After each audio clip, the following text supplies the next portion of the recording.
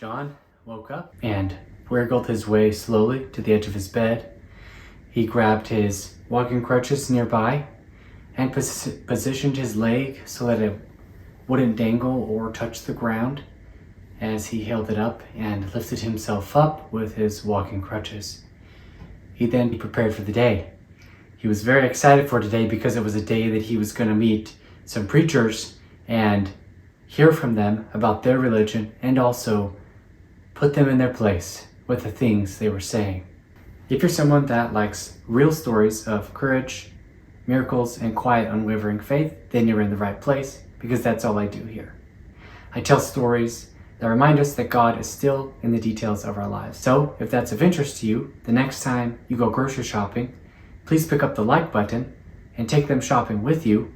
Get all your groceries and make sure they get all their groceries and then pay for their groceries as well as yours. And if you have a miracle or a tender mercy that you know of or that you've been a part of in your life, please fill out the form in the comments section below. We'd love to hear it and feature it on our channel.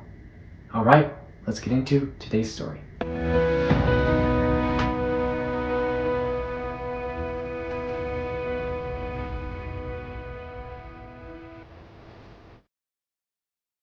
On August 15th, 1778, John was born to parents Joshua and Thankful.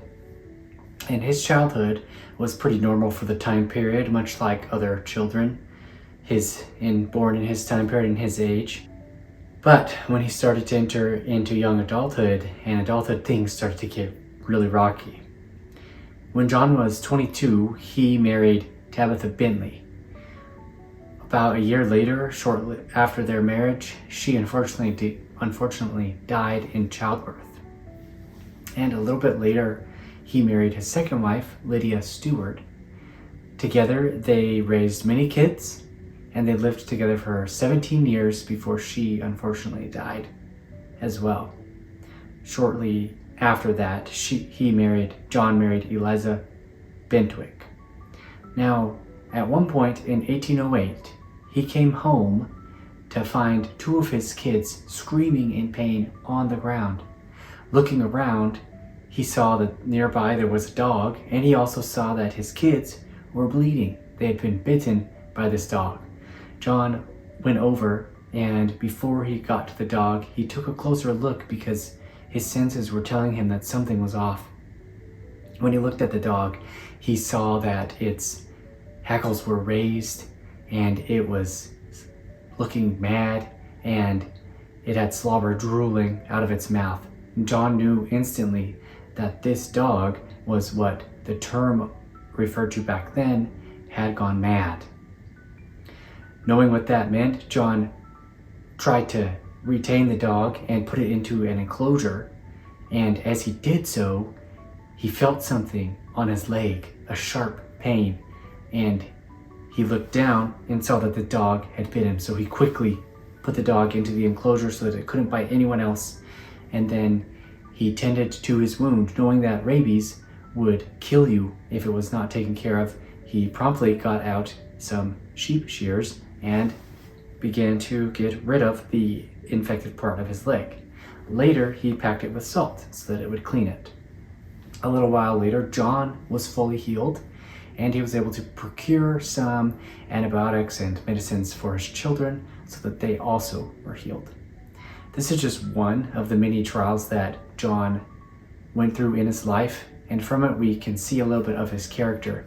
He was very brave, outgoing, courageous, and he wasn't afraid to do things to be successful. John's trials happened throughout his whole life, and his character is what really pulled him through. As John went on in life, because of his character, he became known as somebody that would take 100% responsibility with whatever he did. He would go after his goals, and he became very prosperous in terms of wealth and influence in the community. He lived in New York at this time, and he was known as someone that everyone looked up to. They really liked John. As wonderful as his character was, that didn't stop him from having more trials. And unfortunately, at the time of his early 50s, he would contract an unknown disease in his leg that would render him basically useless for his physical things that he's been doing his whole life. At the age of 13, John was put in charge of his father's farm because his father passed away. So he was in charge of doing all of the farm work, keeping up the books, and the finances. From then on, he worked with his hands and used his legs to get around to do his work. And so at this time of this disease being contracted, it was devastating for John. The disease was so bad in his leg that black spots started to cover his whole leg, from his thigh down to his feet, just on one leg though. And people would look at it and they would say that they could see the tendons poking through the muscles. It hurt so bad that John had to keep his leg at a right angle to his body, and he couldn't even let the infected leg dangle because it would hurt so bad. And John, being in a position of wealth, he was able to get the best doctors to come look at his leg and to see what was going on. So John hired one of the best doctors in the area. They came over, they took a look at his leg, they inspected it, used their tools and their medicine to really see what was going on. And the first doctor came and said, after a meeting with John and inspecting his leg, "I'm sorry, I have no idea what's going on. I can't do anything for your leg." So the doctor left. John didn't like that answer and really wanted to figure out what was wrong because he couldn't walk. The pain was so bad that he had to have crutches fashioned for himself and a walking device similar to a wheelchair if he were to go long distances. He made these things, he fashioned them, had somebody build them for himself so that he could get around. And so the doctor telling John that he can't do anything didn't sit well with John. So John hired another doctor. The second doctor came, looked and inspected John's leg, and looked at the sores and all of the things that they could think of to remedy the leg. And they too left saying, "I'm sorry, I can do nothing for your leg." This same thing happened 4 more times. And John by now thought, surely there must be some doctor somewhere that can help me cure my leg.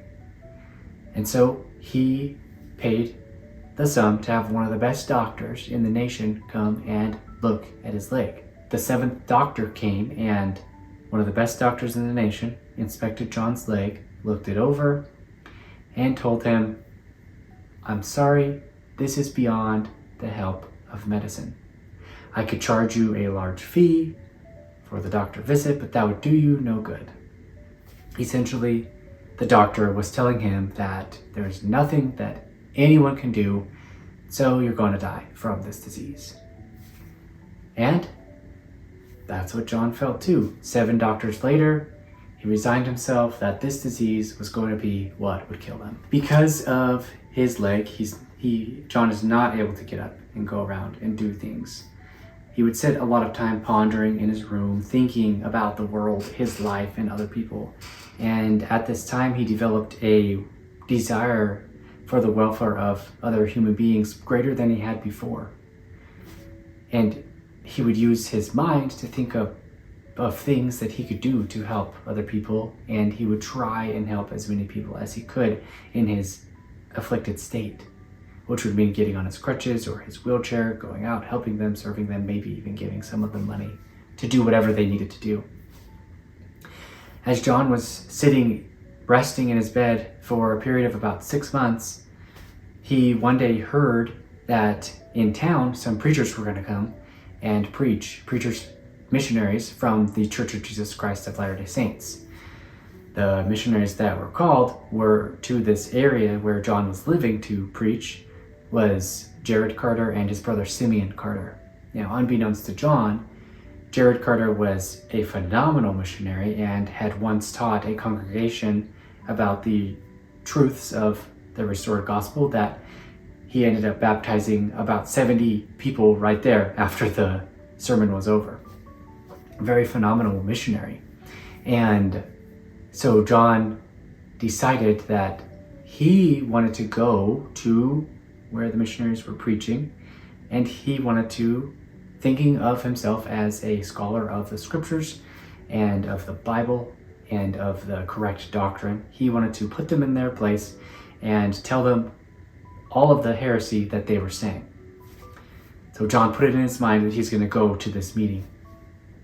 And then he just waited for the meeting. The day of the meeting came. John slowly got himself out of bed, grabbed his walking crutches, and prepared for the day, keeping his leg from dangling and keeping it at as much of a right angle as he could to his body. Then once he was ready, he and some of his sons traveled slowly to the meeting, and John made his way up to the front of the seating area and sat down and propped up his leg on whatever he could so that it's at a right angle and would cause him no pain during this meeting. And he sat and listened. And as John listened with this intent to argue with the preachers, with the missionaries, slowly he noticed a change coming about inside. And as the meeting wore on, he realized that he didn't want to argue with them. In fact, he wanted to have these missionaries come to his house and teach him more. The Spirit worked on John little by little. And at the end of the meeting, he told one of his sons to go and invite the missionaries over to their house because they needed a place to stay for the night and to teach them more about the gospel and the truths they were teaching. So his son went up and invited them to come stay at their house. And they all made their way back to the house, and they sat down together in John's living room. John asking all of the questions that he wanted to ask, and the missionaries responding. Eventually, they heard the clock chime 11 p.m., and they realized it's getting late, people need to go to sleep. The missionaries asked John if he would want to be baptized. So John told them he wanted to be baptized, but that he couldn't. To be baptized in the Church of Jesus Christ of Latter-day Saints, you have to be over the age of 8 or older, and you have to be willing to take upon you the name of Christ. You have to be willing to mourn with those that mourn, comfort those that stand in need of comfort, and be willing to keep the commandments and follow Jesus Christ. John was willing to do all of that. He was willing to do that. The thing that he couldn't do that made it impossible for him to get baptized without going through excruciating pain was his leg. Because the other requirement for baptism in the Church of Jesus Christ of Latter-day Saints is that you have to be fully submersed in the water going backwards. Now the person baptizing you helps you so that you go under the water, your whole body, and so that you can get back up without falling and having to swim. And John knew this. However, he also knew that he could not put his leg, because of all the sores and the disease that no doctor could cure, in the water. He told this to the missionaries, and the missionaries, one of them asked him, "Do you not believe that Jesus Christ's church had all power when it was on the earth to cure all manner of diseases?" John said, "Yes, I believe that." And they asked, "Do you not believe that that same power exists today in Jesus Christ's church?" John said he'd never thought of that before. And then the missionaries asked John, "Do you believe that Jesus Christ has the power to heal your leg?" And John said, "Yes." The elders told John that Jesus has said, "Is there any sick among you? Let them call for the elders of the church and let them pray over him." They said, "We are the elders of the church. We hold the priesthood of God, the power delegated to man to act in his name. Would you like us to administer to you?" John said yes, and then Jared Carter rose to his full height and looked John in the eyes and commanded him in the name of Jesus Christ to arise and walk. John, sitting there, he slowly, tenderly got up without his crutches, mostly putting weight on his good leg, and then he slowly lowered his affected leg down to the ground and gingerly put weight on it for the first time in a very long time. Looking down at his leg, he saw that there was no more scars, no more black spots. It was healed. And then, with a small smile and tears, he began to walk in his house, back and forth, back and forth. Something he hadn't been able to do in a long time. John was so excited that he could walk, and he wanted to get baptized right away. So after he had warmed up a little bit, the elders and John and some of his sons went and walked 3/4 of a mile to Lake George, the nearest lake, and John was baptized. And then they walked 3/4 of a mile back to his house, and from then on, John had full use of his leg. It was beyond the cure of medicine, but not beyond the cure of God. From then on, John was a faithful member of the Church of Jesus Christ of Latter-day Saints. When the word of wisdom came out and he heard about it, he immediately cut out tobacco, tea, coffee, and he never touched liquor again. John would also prove to be a great asset financially to the church. When the Kirtland Temple was being built, a plot of land was being used for the saints to build the temple on. And unfortunately, because the lack of funds and money that the saints had, the temple loan was defaulting on the land, and thus the land was going to be taken from the church. So one night, Joseph Smith and some of the other members of the presidency of the church were kneeling and praying and asking for the Lord to send someone that could help them with the financial matters in the church to resolve this debt. And then they waited and waited and waited. Meanwhile, in New York, John was preparing to go to sleep one night, and he lay down in his bed after walking into his room and getting ready for bed without the use of his crutch because his leg was healed. He lay down in his bed to sleep, and as he was sleeping, he had a dream or a vision or a revelation, and he needed to go immediately, to take his family immediately and go to Kirtland. And so, the next morning, John got his family up, they packed all the provisions they could, and they left to Kirtland on Christmas Day. Even though his neighbors were grumbling and saying that this was a fruitless cause, John still went. They arrived in Kirtland around January 22nd of the next year, and they met with the prophet. And shortly thereafter, when they arrived, John learned that the very night that Joseph Smith was praying for help with financial matters in curing the default loan was the very night that John had that revelation to move his family to Kirtland. John was able to help so that the loan would not default. He gave Joseph Smith a $2,000 note, and the temple was able to finish being constructed, which John did offer much other financial assistance to. Now, even though he was very well off, John would end up losing all of his money because in Kirtland, the Lord commanded Joseph Smith to set up the Kirtland Bank but for the church. So Joseph Smith set it up. Unfortunately, it would end up failing and losing everyone's money, including John's. All of his money is now gone.